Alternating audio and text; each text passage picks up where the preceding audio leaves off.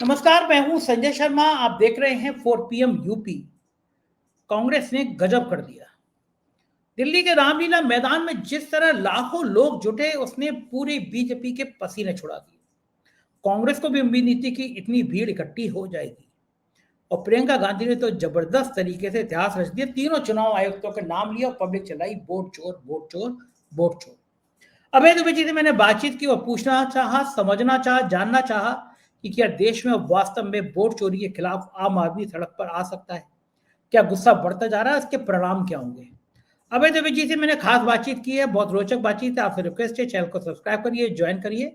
चलते हैं अभय दुबे के पास। 4 PM न्यूज नेटवर्क में आपका बहुत बहुत स्वागत है अभय दुबे जी। मुझे यकीन नहीं हो रहा, मुझे सच में उम्मीद नहीं थी कि रामलीला मैदान में कांग्रेस इतनी ज्यादा भीड़ जुटा देगी। लाखों लोग मैदान में आ गए, रामलीला मैदान में, और प्रियंका गांधी ने और राहुल गांधी ने धो दिया ज्ञानेश कुमार को। ये जो भीड़ उमड़ी है, इसके संकेत क्या कुछ कुछ अन्ना आंदोलन जैसे नजर आ रहे हैं? जब लोगों को लगा था कि उनके अधिकारों का, उनके पैसों का गबन किया जा रहा है, कि ऐसा माहौल तैयार कर दिया गया था फर्जी, कि यहाँ घोटाला, वहां घोटाला, और दिन रात वो एक पूरा देश में माहौल खड़ा हो गया था। हर व्यक्ति, मैं खुद प्रभावित हो गया था अन्ना आंदोलन से, आप भी प्रभावित रहे अन्ना आंदोलन से। एक वातावरण बन गया था पूरे देश में कि हाँ, बेईमानी हुई है। इस बार वातावरण उल्टा हो गया, पूरे देश में माहौल बन गया कि भाई ये चुनाव जीतते हैं लेकिन वोटर लिस्ट की कृपा से, वोट चोरी से, ईवीएम में कुछ कुछ खेल करके।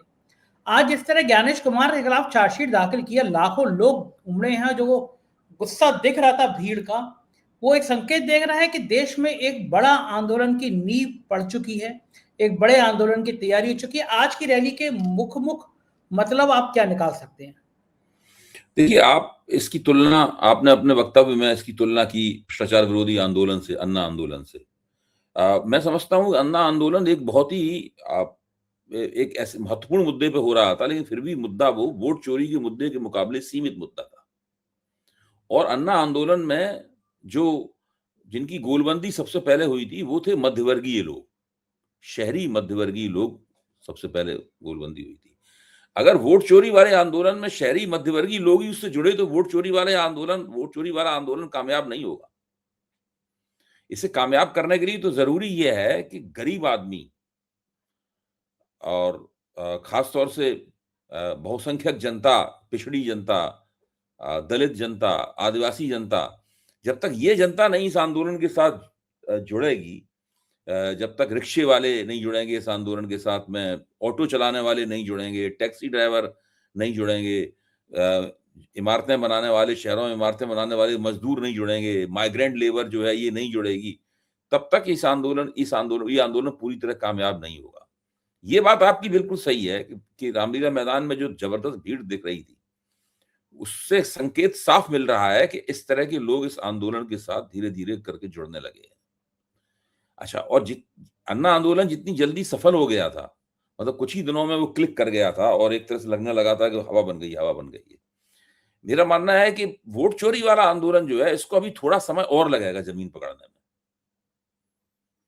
क्योंकि ये मांग भी ज्यादा बड़ी है, बहुत बहुत व्यापक मांग है, मतलब जो है उसमें। और इसके अंदर तो बहुत राहुल गांधी ने काफी मेहनत कर रखी है। विपक्षी दल के लोग भी, विपक्षी दलों में भी इसके बारे में हवा है, और वो लोग भी इससे जुड़ना चाहते हैं, क्योंकि अगर नहीं जुड़ेंगे तो सबको भारतीय जनता पार्टी बुरी तरीके से खा जाएगी, जीतने नहीं देगी। देखिए, एसआईआर जो है, स्पेशल इंटेंसिव रिवीजन जो है, उसको मैं मानता हूं कि वो एक इस तरह का हथकंडा है जिससे भारतीय जनता पार्टी ने अपने पास ये अधिकार सुरक्षित कर लिया है कि वो तय करे कि कौन चुनाव जीतेगा, जीतेगा तो कितना जीतेगा, कौन हारेगा और हारेगा तो कितना हारेगा। जीत हार का अंतर भी भाजपा तय करना चाहती है इसके जरिए। यानी वो इस तरह की एक ट्रिक है एसआईआर, जिससे भाजपा के लोग एक कमरे में बैठ के तय करते हैं। कॉन्स्टिट्यूंसी का लिस्ट सामने रखी हुई है, कॉन्स्टिट्यूंसी में कौन कौन लोग लड़ रहे हैं उनके सामने लिखा हुआ, आप कल्पना कीजिए।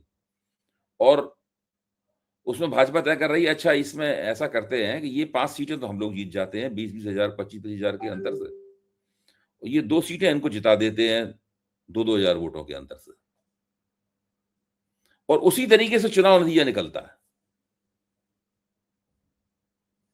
ये जो चीज है ना, इसको समझने की जरूरत है। लोग अभी ये नहीं समझ पाए हैं कि भाजपा चुनाव प्रणाली के ऊपर इस तरीके से भारतीय जनता पार्टी ने कब्जा कर लिया है, और उस अगर कब्जा भी पूरा नहीं हुआ है तो उस प्रक्रिया में वो चाहती है कि पूरी चुनाव प्रणाली इस तरह ग्रिप में आ जाए। चुनाव घोषित होंगे और भाजपा के लोग अपने कमरों में बैठे हुए उनकी रणनीतिकार ये तय करेंगे कौन कहां जीतेगा, कौन कहां हारेगा, जीत का अंतर क्या होगा, हार का अंतर क्या होगा। बस ये पूरा का पूरा। ये तक हो सकता है कि भाजपा तय करे कि भाई ये चुनाव चलिए हार जाते हैं, तो उसके हिसाब से वो भी अपना चुनाव चुनाव हार जाएगी योजनाबद्ध तरीके से। जीतना तो उसका लगभग तय है ही। ये है एसआईआर। अगर इस बात को नहीं समझा जाएगा तब तक लोग ये करते रहेंगे कि भाई ममता बनर्जी आ रही हैं कि नहीं आ रही हैं, तेजस्वी यादव आ रहे हैं कि नहीं आ रहे हैं। ये आंदोलन इस किस्म का आंदोलन है जिसकी सफलता के लिए बहुत जरूरी है कि लोग ये सोचना बंद कर दें कि कांग्रेस से हमारे संबंध क्या है। कांग्रेस भी ये सोचना बंद कर दे कि किसी पार्टी से कांग्रेस के संबंध क्या है, किसी पार्टी से कांग्रेस का गठजोड़ होता है नहीं होता है, अगले विधानसभा चुनाव में होगा कि नहीं होगा, लोकसभा चुनाव में होगा कि नहीं होगा। ये चीजें महत्वपूर्ण नहीं रह गई हैं अब। अगर आप यही सोचते रहेंगे तो भारतीय जनता पार्टी कामयाब हो ही जाएगी। एसआईआर रोक नहीं सकते आप। एसआईआर को जिन लोगों के जरिए एसआईआर को रुकवाया जा सकता था वो सब भाजपा के साथ खड़े हुए। मैं समझता हूं अदालतें भी अघोषित रूप से भाजपा के साथ खड़ी हुई हैं। आप एक बहुत जबरदस्त सबूत ढूंढ लाइए, जैसे राहुल गांधी ढूंढ लाए सबूत, योगेंद्र यादव तो मरे हुए लोगों को लेकर सुप्रीम कोर्ट में पहुंच गए थे जो बताने के लिए जो जिंदा है इनके वोट काट दिए। ये सब करने की, और अदालत ने खूब उनको उनको उनकी तारीफें भी की, आपने बड़ा अच्छा किया ये वो। लेकिन हुआ क्या? अभी तक बिहार में एसआईआर के सवाल पर मुकदमा चल ही रहा है अदालत में। सरकार बन चुकी है, नीतीश जी राज कर रहे हैं, 203 सीटें प्राप्त करने के बाद में एक ऐतिहासिक मैंडेट प्राप्त करने के बाद राज कर रहे हैं, और सुप्रीम कोर्ट अभी भी सुनवाई कर रहा है। आप कह नहीं सकते सुप्रीम कोर्ट से कि आप गलत काम कर रहे हैं। हम तो सुनवाई कर रहे हैं भाई, पूरी तरह देख परख के ठोक बजा के फैसला देंगे। ये सुनवाई रोज हो सकती थी, दिन में 5 घंटे हो सकती थी, क्योंकि ये महत्वपूर्ण सवाल है भाई। आप एक सरकार मान लीजिए अगर गलती से, मैं कह रहा हूं, एक इनलीगल चुन गई, ऐसा यार गलत है, तो कब तक वो सरकार तो काम करती रहेगी। इसका मतलब एक संवैधानिक सरकार काम करती रहेगी। जिस तरीके से सुप्रीम कोर्ट ने इसके ऊपर सुनवाई की है संजय जी, इसके बाद इस बात की संभावना ही समाप्त हो गई है एसआईआर को सुप्रीम कोर्ट इलीगल करार देगा। अब क्या इलीगल करार देगा? आप सोचिए, मान लो सुप्रीम कोर्ट एसआईआर को इलीगल करार दे तो अब क्या होगा? क्या नीतीश कुमार की सरकार इस्तीफा देगी? तो ये बिल्कुल साफ दिखाता है कि अदालतों से आपको कोई उम्मीद नहीं करनी चाहिए। कहा भी जाता है अदालतें एसआईआर को रोक नहीं सकती, रोकने के लिए तैयार नहीं है। चुनाव आयोग अपील करके शिकायत करने के बावजूद चुनाव आयोग से उम्मीद की नहीं जा सकती। ये तो आंदोलन ही चुनाव आयोग के खिलाफ चल रहा है। नौकरशाही सरकार के रूप, तकनीकी रूप से अधीन होती है सरकार के। मीडिया जो है उसकी हालत यह है कि इतनी बड़ी रैली कांग्रेस कर रही है, सिर्फ बिल्कुल आखिर में जब राहुल गांधी भाषण देने वाले थे उस वक्त उस रैली को मीडिया ने दिखाया। सारे बड़े बड़े चैनलों में से किसी ने इस रैली को नहीं दिखाया। कहीं किसी हीरोइन का इंटरव्यू चल रहा है, कहीं कुछ चल रहा है। मतलब मैं लगातार एक टीवी चैनल देख रहा था तो हालत ये थी कि वहां पे अजीब अजीब सी चीजें दिखाई जा रही थी उसके अंदर। यहां तक कि उत्तर प्रदेश में भारतीय जनता पार्टी का अध्यक्ष घोषणा हो रही है, उसको इस तरह दिखाया जा रहा था जैसे भारत का प्रधानमंत्री चुना जा रहा है। बहुत जम के वो कार्यक्रम ऐसे दिखाया गया, बहुत जबरदस्त। उसके ऊपर चर्चाएं चल रही हैं। ऑस्ट्रेलिया में आतंकवादी हमला हो गया, इसको दिखाया जा रहा है, वहां गोलियां चल रही हैं ऑस्ट्रेलिया में, सिडनी में, ये दिखाया जा रहा है। लेकिन कांग्रेस की रैली नहीं दिखाई जा रही। तो मीडिया सरकार को कोने में धकेल सकता था इस सवाल के ऊपर। मीडिया की स्थिति ये है। अदालतें कर सकती थी, अदालतों की स्थिति ये है। खुद चुनाव आयोग जिसको चुनावी शिकायतों का निपटारा करना होता है, वो खुद ही इसमें एक अपराधी की तरीके से शामिल है। तो ऐसी स्थिति में अब तो एक ही चारा रह गया है कि भाई आम वोटर जो है वो पूछने लगे सरकार से, चुनाव आयोग से कि भाई ये क्या हो रहा है, हमारे वोट का क्या हो रहा है, हमारे वोट की चोरी क्यों हो रही है।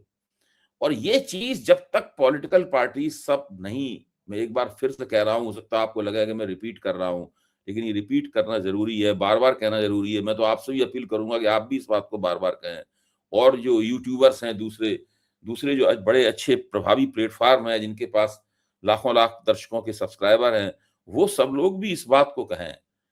देखिए, जब तक सारी पार्टियां इसमें जूझेंगी नहीं, जिस तरह कांग्रेस जूझी हुई है, इस वक्त सबको भूल जाना चाहिए कि कांग्रेस ने उसके साथ अतीत में क्या सलूक किया था, या कांग्रेस अगले चुनाव में उसके साथ गठजोड़ करेगी कि नहीं करेगी। ये बातें महत्वपूर्ण नहीं रह गई हैं।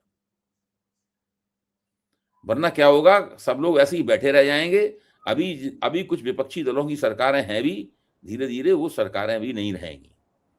अभी भारतीय जनता पार्टी दक्षिण भारत में नहीं जीतती है, और वो इतनी होशियार है कि तुरंत जीतना शुरू नहीं करेगी, लेकिन अगले चुनाव में हम तमिलनाडु में भी चुनाव जीत लेगी वो। बिल्कुल ठीक कह रहे ये हैं। होने मैं वाला है, ये होने वाला है। राहुल गांधी की आज की रैली की कुछ खास बातें आपसे जिक्र करना चाहूंगा। उन्होंने कहा, गांधी जी कहते थे सत्य सबसे जरूरी चीज है। हमारे धर्म में सत्यम शिवम सुंदरम और सत्यमेव जयते के बारे में भी बात कही गई है, लेकिन मोहन भागवत कहते हैं विश्व सत्य को नहीं शक्ति को देखता है, जिसके पास शक्ति है उसे माना जाता है। ये आरएसएस और मोहन भागवत की सोच है। जहां एक तरफ हमारा धर्म कहता है सत्य सबसे जरूरी है, वहीं दूसरी तरफ मोहन भागवत कहते हैं सत्य का कोई मतलब नहीं, सत्ता जरूरी है। आज देश में सत्य और असत्य के बीच लड़ाई है। हम सत्य को लेकर नरेंद्र मोदी, अमित शाह और आरएसएस की सरकार को हिंदुस्तान से हटाएंगे। ये जो राहुल गांधी बार बार खास तौर से बीजेपी से ज्यादा संघ पर हमला करते हैं, इसके पीछे क्या रणनीति है? संघ पर सीधा हमला करने की क्या खेल? देखिए, ये राहुल गांधी के नेतृत्व की एक विशेषता है, जो कि हिंदुस्तान में दूसरे लोगों के नेतृत्व के पास नहीं। उसकी वजह है कि लोग भाजपा और संघ को अलग अलग करके देखते हैं। भले मन से मानते हो कि भाई संघ की पैदाइश भाजपा है, लेकिन वो कहते हैं भाई भारतीय जनता पार्टी हमारे खिलाफ चुनाव लड़ रही है, तो हमारी सीधी टक्कर भाजपा से है। संघ में बीच में छीटाकशी होती रहती है, लेकिन संघ और भाजपा को ये मान के कि हम भाजपा चुनाव नहीं लड़ रही है, हमारे खिलाफ संघ ही चुनाव लड़ रहा है। राहुल गांधी का अटैक और समझौताहीन अटैक जो है, वो राष्ट्रीय स्वयंसेवक संघ के ऊपर होता है। ये उन्होंने पहले दिन से किया। इस मामले में कभी उन्होंने कोई चूक नहीं की, और उनकी निगाहें सही निशाने के ऊपर रहती हैं। इस चीज को लेकर संघ के अंदर भी कुछ बेचैनी है, क्योंकि संघ जब राहुल गांधी भारत जोड़ो यात्रा कर रहे थे, उस वक्त संघ की तरफ से कुछ इस तरह की बातें कही गई थी कि वो भी राहुल गांधी के साथ संवाद स्थापित करना चाहता है। ऐसी बातें कही गई थी, लेकिन राहुल गांधी ने इनकार कर दिया उनके साथ संवाद स्थापित करने में, क्योंकि वो जानते हैं कि इन लोगों की यही ट्रिक है कि संवाद स्थापित करने के बाद में मामले को पहले नरम बनाते हैं, ताकि चीजें जो है वो हो जाए। तो राहुल गांधी जानते हैं कि असली जो देश में लोकतंत्र की जो हमारी समस्याएं हैं, वो समस्याएं राष्ट्रीय स्वयंसेवक संघ में निहित हैं। भारतीय जनता पार्टी तो संघ का ही ऑफशूट है, इसलिए वो अपना अटैक हमेशा संघ के ऊपर कायम रखते हैं। और मैं समझता हूं कि ये उनका तरीका जो है ना, वो उनको वास्तव में अपोजिशन का वास्तविक नेता बनाती है। कोई और लंबी सोच ये भी हो सकती है कि संघ पे हमला करेंगे तो मुस्लिम वोटों में बढ़त मिलेगी, क्योंकि कोई खुल के संघ पे इतना तीखा हमला नहीं करता है। संघ पे हमला करते हैं तो मुस्लिम में एक अच्छी अप्रोच जाती है। देखिए, मैं मानता हूं कि ये जो मसला है, ये किसी अल्पकालीन दृष्टिकोण से इस मसले को प्रोसेस नहीं किया जा सकता कि हमें इसके वोट मिलेंगे, उसके नहीं मिलेंगे, इसके वोट हम इधर कर लेंगे, उधर कर लेंगे। ये वो मसला है नहीं, क्योंकि जहां तक मुसलमानों का सवाल है, मुसलमान तो गैर बीजेपी ताकत को वोट देते ही हैं, और कांग्रेस देश की प्रमुख गैर भाजपा ताकत है। उत्तर प्रदेश और बिहार को अगर आप छोड़ दें, तो देश के दूसरे इलाकों में मुसलमानों के ज्यादातर वोट कांग्रेस को आज भी मिलते हैं। दलितों के वोट भी कांग्रेस को आज भी मिलते हैं। अगर सारे देश में देखा जाए, मुसलमानों के वोट सबसे ज्यादा किसको मिलते हैं, तो कांग्रेस को ही मिलेंगे सबसे ज्यादा वोट। और लोकसभा चुनाव में तो वो और भी ज्यादा कांग्रेस की तरफ झुक जाते हैं, क्योंकि केंद्र में सरकार बनाने की स्थिति हैसियत कांग्रेस की होती है। तो मुझे नहीं लगता है कि राहुल गांधी को इस बात की ज्यादा फिक्र है।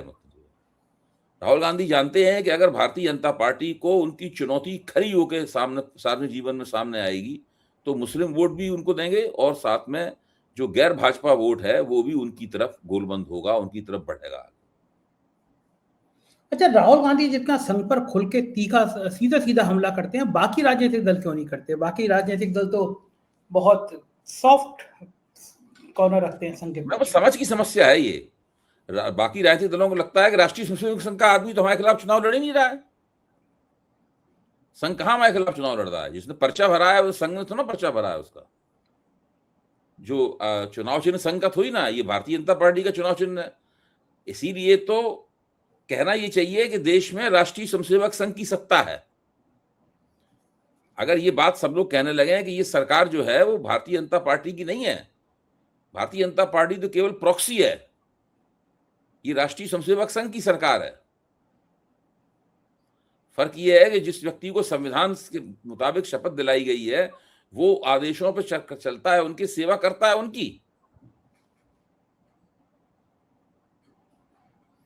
तो ये जब तक ये समझ राहुल गांधी स्थापित करना चाहते हैं और इसकी वो कोशिश कर रहे हैं, वो धीरे धीरे करके चीज बन रही है लेकिन इसमें समय लगेगा। बहुत जल्दी ये कढ़ी जो है बहुत जल्दी पकने वाली नहीं है। अच्छा, आज प्रियंका गांधी तो फुल फॉर्म में थी। आज उन्होंने क्या किया, तीनों चुनाव आयुक्तों के नाम लिए, तीनों का नाम लेकर वोट चोर के नारे लगवाए। आप सोचो कितनी बड़ी बेइज्जती है ज्ञानेश कुमार की, बाकी दोनों लोगों की। लाखों की भीड़ इकट्ठी है, प्रियंका गांधी नाम ले रही है, ज्ञानेश कुमार और पब्लिक चिल्ला रही है वोट चोर वोट चोर। अब ये तो वैसे ही हो गया। अब जो वरराज ठाकुर ने कह दिया था, मैंने थोड़ी नारे लगाए थे देश के गद्दारों को, पब्लिक लगाए थे। अब अगर ज्ञानेश कुमार ये कहेंगे कि संविधान के पद पर बैठा हूं व्यक्ति, तो प्रियंका गांधी तो नाम लिया था रूपेश कुमार, ज्ञानेश कुमार, पब्लिक नारे लगा रही है वोट चोर वोट चोर। ये जो गुस्सा भड़क रहा है अभय जी तीनों चुनाव आयोग के खिलाफ, ये किस लेवल तक जा सकता है? इसकी परिणति अंतिम में क्या हो सकती है? अब वो ऑफिस से निकला करेंगे तो देखो, कुछ दिनों बाद पता चला कि वो ब्लैक कैट कमांडोज के बीच में जो है वो आगे बढ़ रहे हैं, और क्योंकि उनकी सुरक्षा का खतरा धीरे धीरे बढ़ता चला जाएगा। हाँ, आम आदमी गुस्से में आएगा ही आएगा। असल में है ये कि देखिए राहुल गांधी ने इस आंदोलन को, इस मुहिम को, वोट चोरी के खिलाफ मुहिम को एक शुरुआती चरण में तो पहुंचा दिया है। दूसरे चरण में तब ये पहुंचेगी जबकि दूसरी पार्टियां भी वोट चोरी की मुहिम को लेके आगे बढ़ जाएंगी, और ये इन पार्टियों को समझना होगा। और देखिए ये बात, अब एक और बात है, मान लीजिए बंगाल का चुनाव ममता बनर्जी ने जीत लिया, ये सब चुनाव तो बहुत दूर नहीं है, सिर पर खड़ा हुआ, ममता बनर्जी ने चुनाव जीत लिया। अब जैसे कहा जा रहा है कि तेजस्वी यादव को अब इस मुहिम में कोई दिलचस्पी नहीं, वो चुनाव हार गए, उन्हें क्या दिलचस्पी है, वो बैठे हुए हैं वहां पे अपने। लेकिन तेजस्वी यादव अगर ऐसा सोच रहे हैं तो कितनी बचकानी बात है। तेजस्वी यादव चुनाव हारे ही इसीलिए है क्योंकि वहां पे एसआईआर की गई है।